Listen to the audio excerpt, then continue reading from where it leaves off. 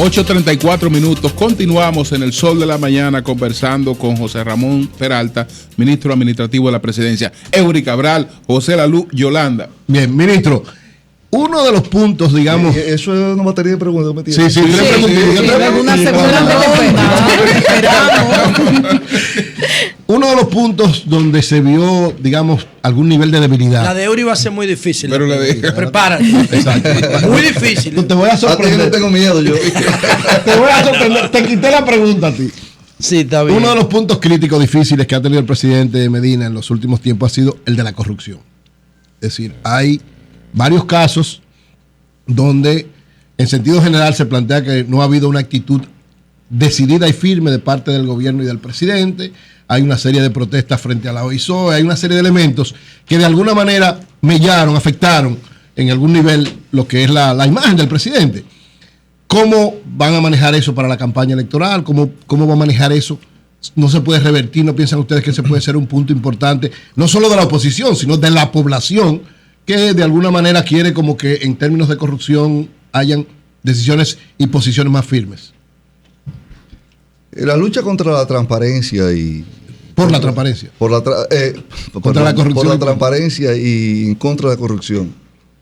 Es algo, una aspiración del pueblo dominicano y algo que el gobierno ha asumido. Lamentablemente nunca desaparece todo, ni siquiera es lo ideal, como uno quisiera, pero este gobierno ha tomado cantidad de medidas a favor de la transparencia. Y yo le voy a enumerar unas cuantas. Los suplidores del Estado han pasado de 19.000 a cerca de 60.000. Hemos multiplicado por 3 los suplidores del Estado. Incluida la MIPIMES, que se han mediado y se han hecho reglas para que ellas puedan participar. Y es una lucha permanente también para definir, porque a veces las grandes se quieren y aparecen con MIPIMES, cuáles son esas grandes que quieren cubrirse en MIPIMES. Y eso detrás de eso. Hemos visto una labor de la Dirección de Compra y Contratación del Estado como nunca antes. En gobierno alguno, detrás de cada uno de los procesos de compra y contrataciones que se hacen. Pero hemos visto también cómo algo que prometió el presidente, la cuenta única del Tesoro. Se han cerrado 3.443 cuentas en 254 instituciones. A septiembre de este año, por esas cuentas únicas, esas cuentas generaron 75.000 millones de pesos que pasaron, estamos hablando casi 25.000 por año, que pasaron ahora por los controles estatales, por presupuesto, por Contraloría, por Tesorería, por todos los controles que implica el Estado. Es decir, estos son dineros que antes se manejaban discrecionalmente y que un director o funcionario que dirigiera una institución podía gastarlo a su discreción, haciendo buen uso o mal uso. Ya no, ya esa discrecionalidad y el temor a un mal uso desapareció. Todo eso pasa por los controles estatales. Entonces, eso es trabajar por la transparencia. Eso no es un aumento de la burocracia, José Ramón. No, al contrario. Eso es para que esos recursos pasen por los controles estatales. Aquí lo que hemos hecho, donde habían 3.443 cuentas, se ha ido todo el dinero al Tesoro Nacional. A la cuenta única. A la cuenta única, al Tesoro Nacional. Pero también, señores, lo que ha pasado con las compras en los hospitales públicos. Todo se concentró en Promese. Y aquí, durante los últimos 10 años, no hay nadie que sospeche que la compra que hace Promese esté viciada o tenga algo. Son unas compras altamente transparentes, donde participa todo el que desee y se compra a lo mejor precio posible. Antes había diferencia de precio de lo que se compraba en los hospitales, que andaba, si costaba 100, pero Promese lo podía comprar a 60. Bueno, se centralizó la compra de todos los hospitales ahí. Y eso significó en el año 2014 una economía de más de 1.200 millones de pesos. ¿Y qué hicimos con esa diferencia? Lo traspasamos a los dominicanos y a las dominicanas. Porque se han abierto farmacias del pueblo, como le llama ahora, en todos los municipios del país. Y vimos cómo los medicamentos de la hipertensión bajaron en un 50%. Algo que lo consumen los más pobres, porque esos son los que compran en la farmacia del pueblo. Osteoporosis bajaron un 20%. Y lo que tiene que ver con la diabetes, bajaron un 30%. Y eso significó, ¿por qué? Transparencia. Pero hemos visto que se han instalado en todas las instituciones, en una gran mayoría, cerca de 25 comisiones de veeduría, que tienen el derecho de revisar, pedir la documentación que fuese necesaria. Y eso es transparencia. Y yo creo que el mayor gesto donde está, hay dos cosas más: los permisos de importación, demandado históricamente, porque se daban discrecionalmente, también pasan a subasta. Y ahí puede participar todo el mundo. La gente del mercado el día pasado fueron de mí y dijeron, no, ellos pueden participar, ya no se limita a 4, 5, 10 casas, sino que puede participar todo el que quiera. Eso es transparencia también. ¿Y qué ha pasado con las obras públicas? Las escuelas, los centros de atención primaria, los destacamentos de la policía que se han construido. Alrededor de 90.000 millones de pesos se sortearon de manera abierta, pública, transparente, que fue felicitado por el país entero y se ha seguido haciendo. Esos 90.000 millones, para que ustedes tengan una idea, es el presupuesto para construcción de obras públicas de 2 periodos de gobierno. Obras Públicas tiene para construcción 11.500 millones de pesos. Si ustedes lo multiplican, le da casi exacto lo que se ha sorteado en obras. 88.000 serían de Y eso históricamente lo manejaban 5, 6, 10, 15 contratistas. Hoy estamos hablando que está en manos de 2.000 ingenieros y arquitectos. Eso es transparencia. Sí. Ahora, ¿quiere decir que todo está muy ideal? No, hay que seguir trabajando. El mismo presidente decía en la charla que dio en Finjus, que esto es una carrera de obstáculos. Usted cierra una válvula por aquí y le abren otra por allá. Y hay que estar arriba de cada una de las instituciones, chequeando a ver qué pasa. Y cada uno, el que está al frente, también qué sucede.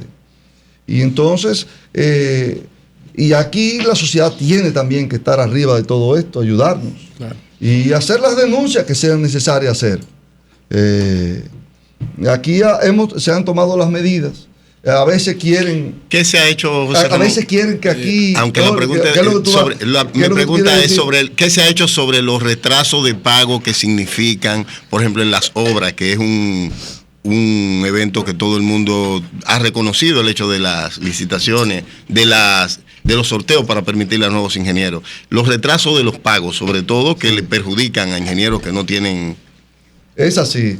Una de las cosas que a veces, ¿por qué se lo daban a ingenieros grandes? Porque los ingenieros, estas compañías grandes, tenían el capital o las facilidades suficientes, la liquidez o las facilidades en los bancos, para comenzar una obra y terminarla. Y luego se le pagaba. Y podían aguantar entonces el tiempo que fuera. Ahora, al tener 2.000 ingenieros, en los cuales la gran mayoría, porque no tiene pero está desbordado en su capacidad el gobierno para darle respuesta a los pagos. Hemos hecho, y a mí me tocó también darle seguimiento de Palacio a agilizar esto. Y el gobierno, el presidente tuvo la visión de decir, bueno, de ver ese problema, y le facilitó líneas de crédito a todos los ingenieros en el Banco de Reserva. De manera que cuando vimos también que se retrasaron algunas para el pago, algunas de las líneas del Banco de Reserva, entonces se decidió, bueno, eso no es culpa del ingeniero si terminó. Y ahora, en los últimos meses, cuando termina la obra, cuando termina la obra y no se le ha cubierto y siguen pagando, hay que darle los intereses también. Entonces se le está pagando los intereses, lo está asumiendo, le quitaron eso, sí. Lo está asumiendo educación, los intereses del banco. Cuando es por culpa de... Pero se crearon las condiciones para que estos ingenieros pudieran trabajar. Bueno, no queda José y Yolanda. No, pero dice el Contralor General de la República que el acceso de los proveedores a consultar sus pagos, que es también una muestra de transparencia, o sea, que ya nadie tiene que cobrar para que le paguen, sino que lo ve en línea. El licenciado Hermosén, Rafael Hermosén. Pueden darle, y ha sido reconocido también por el pueblo de los avances en Contraloría, pero también, señores, el presupuesto abierto. Nosotros pasamos de una valoración que tenía en el año 2012 del 29%, pasamos al 51% por la Organización Mundial, que tiene que ver con esto de los presupuestos abiertos, que es la única. Es decir, escalamos todos esos puntos y eso es transparencia. Y estamos por encima de la media en el presupuesto abierto. Es decir, que se le da toda la información de la ciudadanía sobre el presupuesto. La media en el mundo es 45 y nosotros estamos en una posición de 51. Eso es mejorando. Estamos trabajando, mejorando. Ahora debemos de seguir a más. Y eso es lo que haremos en el próximo periodo. José Ramón puso a Oli a toser. Sí. Bueno, yo estoy de acuerdo con la mayoría de las cosas que ha dicho José Ramón. Y entonces, a partir de lo que él dice, es que yo entonces me confundo. En baloncesto popularmente hay una frase muy célebre que dice: este jugador se gardea solo. Un jugador se gardea solo cuando tiene la pelota, tiene la oportunidad de ir hacia el canasto y lo que se pone a la vuelta con la pelota, buscando quien venga a quitársela. Porque no tiene una orientación precisa de lo que va a hacer, y entonces se gardea solo, se defiende solo en vez de atacar. Entonces yo veo al gobierno frente al PRM como gardeándose solo. Si el PRM ha tenido algún punto de luz en los meses que tiene operando en política, es por debilidades del gobierno, no por fortaleza del PRM. El PRM no ha presentado nada ni ha hecho nada. Eso no ha presentado nada, José. Eso no tiene ni estatuto, eso es un episodio de la crisis del PRD. Entonces, yo particularmente pienso, con mi experiencia en campaña, el PLD ya no es un partido, usted lo decía, es una máquina electoral. Danilo es el presidente más popular que hemos tenido aquí de manera consistente. Nunca ha bajado de un 55 en el gobierno entero. Nunca. Tiene 45, José. No, él tiene 32. Para que la encuesta tuya está mala. Búscate $1,000,000. Para lo juguemos. Entonces, no amenace que lo vamos a jugar. Entonces, lo que yo quiero decir algo, ¿por qué ustedes concentrarse en PRM y no se concentran en atender temas puntuales que la sociedad le está reclamando? Por ejemplo, el caos de la seguridad, el caos del tránsito y el transporte, y el tema de la corrupción y por la transparencia, que son 3 indicadores preocupantes que el gobierno ha mostrado en los últimos meses. ¿Por qué concentrarse en política cuando ustedes no tienen oposición? Bueno, tú lo acabas de decir. Llevando esto al símbolo que tú hiciste del juego de básquet, pero yo lo pongo al revés. Nosotros hemos dejado a la oposición que esté jugando sola. En la cancha sola. Solo. Pero lo que pasa es que falla muchos tiros. Casi todos los tiros los fallan. Pero lo hemos dejado a ellos ahí. Y nosotros nos hemos concentrado en gobernar. En gobernar. Ahora, hay temas. Aquí, José, cuando subimos cuando el presidente ganó las elecciones en el 2012, había un tema nacional que era el de mayor preocupación y la demanda de todo el pueblo dominicano, y era la educación. Este gobierno se ha concentrado, bajo todos los pronósticos, asignó el 4% para la educación, y lo asignó de un presupuesto que venía del 2.2. Lo llevamos al 4%. Eso significó un aumento de 1.8% del PIB. Cuando la reforma tributaria que se hizo, la reforma fiscal que se hizo en el 12, solamente dio un 1% del PIB. Quiere decir que por esfuerzo fiscal, por transparencia, por economía, como decía, como recurso de la cuenta única del Tesoro y otras cosas, logramos hacer el cuadro. Y hemos cumplido eso y con otros temas importantes nacionales, sin descuidar esos temas que tú dices. Aquí hay temas que tienen que ver, y el presidente lo planteó en la Cámara Americana de Comercio, que tienen que ser sujetos de un gran debate de la población, porque los recursos de un gobierno son limitados, muy limitados. Fíjate que para hacerlo de la educación, asignar ese 4% de la educación, tuvimos que hacer recortes, como tú bien decías, tuvimos que hacer economías, racionalización del gasto, y todas esas cosas para cumplir con esa demanda. Nosotros hemos trabajado temas de seguridad ciudadana, hemos trabajado temas, tú mencionabas de... Yo mencionaba la seguridad, el tránsito y el tema de la transparencia. Y el presidente, de transparencia te hablé ampliamente acá, sí, y seguiremos trabajando. Y el presidente, esos dos temas, lo que tiene que ver con el tránsito y la seguridad, lo planteó muy bien en la Cámara Americana, como un desafío hacia el futuro. No es que no estemos haciendo nada, claro. Hemos trabajado porque aquí hemos logrado reducir y hemos logrado revertir la curva. Aquí veníamos creciendo en el índice de criminalidad, eso es el porcentaje de muertos por cada 100.000 habitantes. El porcentaje, no, la cantidad de muertos por cada 100.000 habitantes, que había llegado hasta el año 2012 a casi el 25%, 24.7%. Sin embargo, nosotros en estos 3 años hemos revertido esto. Eso no se siente en la población. Modernización de equipo para los organismos de seguridad, patrullaje importante, la entrada del 911, que aunque no está específicamente para esto, ha jugado un papel fundamental, porque ha habido mucho más patrullaje y también la cantidad de cámaras que hay. Y también en las carreteras hemos visto la labor que ha hecho Obras Públicas con la unidad de asistencia vial. Con la Comisión Policial. Es decir, y hemos bajado y hemos revertido eso importante a menos del 17% hoy en día. Ahora, ¿qué sucede? Sobre ese tema, que es muy importante aunque hemos mejorado, que todavía tenemos que seguir. Porque en los países lo ideal es que haya menos de 8 crímenes por cada 100.000 habitantes. Y ese es nuestro reto para el próximo periodo. Seguir trabajando en ese orden. Por eso el 911 se va ahora a Santiago, Puerto Plata y San Cristóbal. Ahí está mucho más del 50% de la población nacional. Es decir, que va a ser impactada con una asistencia y cuidado a la gente. Pero definitivamente tenemos que seguir trabajando esos temas. Son temas que preocupan. Hay que ver algo importante, y es que ahora un país tan comunicado, y el mundo está así, no solo esto, cualquier cosa que suceda, a ti te roban una cadena y lo sabe ya muchísima gente. El país entero está de las redes. Recuerdo en el año 86 mi esposa eso es bueno, y yo vi, estuve bueno. En el año 85 en La Vega. Yo vi cuando mi esposa, un motorista, ella venía caminando del salón y le arrancaron la cadena. Bueno, si eso hubiera sido ahora, lo sabe el medio país. Estaba el otro día en una en ese tiempo era una gran noticia. Aplíquele eso al tema de la transparencia. En ese tiempo era una gran noticia. Ahora es el pan nuestro de cada día. Porque es popular ahora, lo sabe todo el mundo. Todo se el mundo sabe, se viraliza inmediatamente.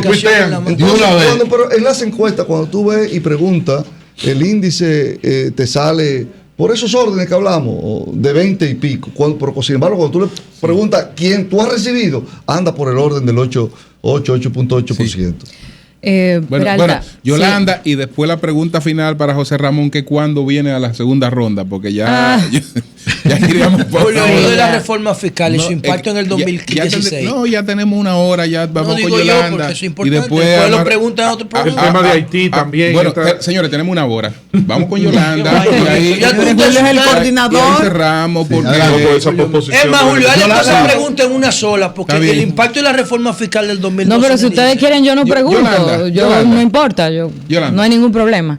Peralta, las primarias del PLD, recientemente la comisión ha dejado en manos del comité político cubrir aquellas zonas, aquellas vacantes, aquellas posiciones donde hubo graves inconvenientes. Entonces, quiero saber, número 1, la valoración de las primarias del PLD. Número 2, ¿cuándo se van a completar estas vacantes, estas posiciones en la boleta? Y número 3, ¿qué va a pasar con la muy importante posición de la alcaldía de Santo Domingo Este? ¿Cuándo se va a decidir este tema? Bueno, las primarias que celebró el PLD ya hace 2 semanas, ¿verdad? Sí. 16. Contó con una participación masiva de los PLDistas. Los PLDistas cumplieron, el tollo lo hicieron los dirigentes. Sí. Y hay que entender eso. Lamentablemente hubo actos fatales que ensuciaron ese proceso.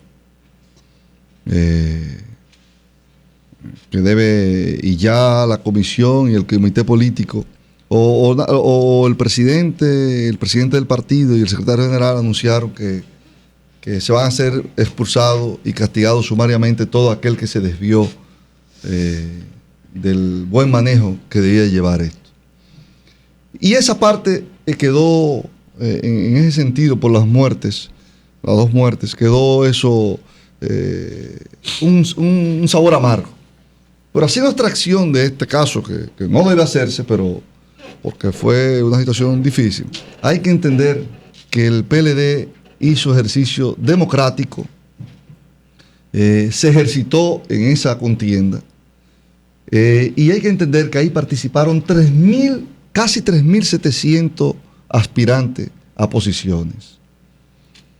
En más de 1.375 puestos en juego. Nunca en la historia de este país, ningún partido había ido a primaria para votar a una cantidad como esta de aspirantes a posiciones. En un solo día. Inclusive eso desbordó la capacidad de cualquier institución. Aquí se estaban eligiendo entre municipios y distritos municipales cientos de posiciones para vocales de distritos municipales y regidores de los distritos municipales. Es decir, eso desde el año 94 no se iba a un proceso así. Y en el 2010, que también había una cantidad importante de votación, tampoco se hizo un ejercicio democrático porque la mayoría se escogieron por encuestas. En el 2010 se escogieron por encuestas y tampoco estaban en discusión los distritos municipales. Esto lo tomaban los mismos ayuntamientos en esa zona. Eran parte de los y tampoco los vocales eran parte. Es decir, que estamos hablando de un ejercicio democrático que hizo, manchado por estos problemas que dijimos, como no se había hecho en este país. Y eso, ahora nos damos cuenta que una situación tan compleja como la que se presentó no puede ser solamente hecha por un partido. Se necesita el acompañamiento de la Junta Central Electoral. Y que también, primero que ahora en este caso se tomen todos los actos disciplinarios que hayan que tomar, las expulsiones que haya que hacer, pero más importante, hacia el futuro, es crear las normas y reglamentos que permitan que no vuelva a suceder. Esa es la necesidad de la ley de partido, digamos. Que eso, sí, así es. Y por eso yo mismo hacía en una entrevista que me hicieron, hacía referencia a la necesidad que se apruebe una ley de partido en el país. Y una ley que sea lo más amplia y transparente posible, porque esto no tiene capacidad ningún partido de hacerlo hoy en día. Nosotros nos hemos dado cuenta hemos hecho un ejercicio democrático como nunca se ha hecho en el país, que sirvió para escoger a todos estos candidatos en el país entero, pero también nos sirvió, y algo muy importante, nos sirvió para ejercitar a la militancia PLDista para el próximo torneo electoral. De todos modos, esa ley de partido hace falta. Ya la legislatura termina, pero a partir del 27 de febrero podría ponerse en digo, José Ramón, el PLD no puede llevar todos sus conflictos a las cortes. Okay. El PLD tiene que saber autogestionarse. Claro. Bueno, o sea, en un esquema de disciplina interna, eso no pasa, porque hubiese habido una actitud preventiva. Sí, pero no podemos depender de ley externa para nosotros autogestionar. No sabíamos la complejidad de para la próxima. La complejidad no lo sabíamos. 3.700 aspirantes. Sí, está por encima y desborda todo. Y ahí entonces, partiendo de esa, para la segunda pregunta de Yolanda. Santo Domingo Este. Ahí quedaron varias reservadas candidaturas por falta de definición o muy cerradas. Otra por cuestionamiento. El caso de la trágica muerte de Juancito, y eso quedó en mano todo eso del comité político que tendrá que reunirse en los próximos días, rápido, para definir esa situación, porque en manos de ellos quedó todo. Perfecto. Bueno, señores, yo sé que hay muchas preguntas, pero son las 9 de la mañana. Ya tenemos una hora conversando con el ministro. Él tiene el compromiso con nosotros de volver pronto. Claro, porque el culpable no es él, los culpables somos nosotros. Y por lo menos las gracias de parte de familiares y amigos de Priscila Zacarías, la atleta, la nadadora de Santiago, que estaban solicitando dinero para su operación, y gracias a la eficiente gestión del ministerio a través de Alexis La Antigua, eso fue cubierto, ella fue operada y se recupera de manera satisfactoria. Perdóname, Marilena, su hermano Sergio Nelson Zacarías me escribió el pasado viernes, conversé con él por WhatsApp, expresándome que en nombre de la familia querían darle las gracias a José Ramón Peralta y a su viceministro administrativo Alexis La Antigua por resolver este caso. Sabemos que como hay muchos casos, pero lo mencionamos a modo de ejemplo. Muchas gracias. Muchas gracias, José Ramón. Muy bien. Y la próxima vez que venga tiene que ser por 2 horas. Así es. ¡Gato fuera!